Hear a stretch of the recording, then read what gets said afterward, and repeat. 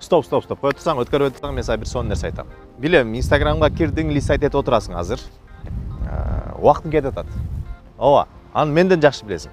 Бирок бир нерсени айтып коеюн атам сага.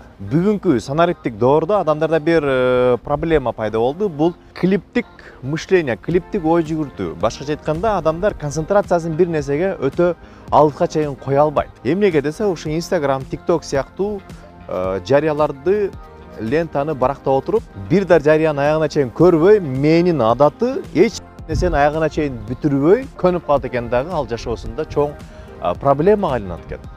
Кандай проблемага айланат десе, адамдар ишти баштайт, бирок аягына жетпейт. Кинону көрүп баштайт, аягына чейин көрбөйт, түрдүрүп өткөрүп салат.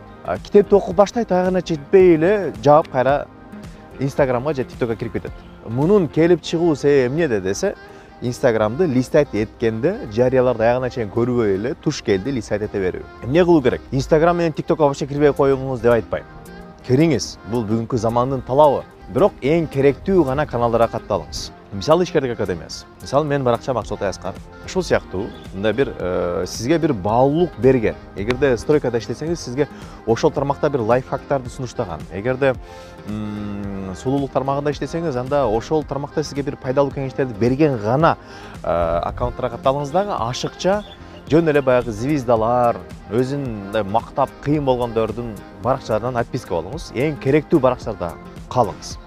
Жана Инстаграмга кирүү убактысын тартиптеңиз. Кайсы учурда кирем, кайсы учурда кирбейм. Антпесе жана клиптик мышление деген нерсе сизди акыр аягы жеп түгөтөт. Ушундай туугандар, аягына чейин көрдүңүзбү? Эгер көрсөңүз молодец. Азаматсыз. Мен сизге ишенем, эгер ушунун аягына чейин көрсөңүз, демек сиздин концентрацияңыз бекемирээк экен. Демек мунун үстүнөн иштесеңиз өнүгөсүз.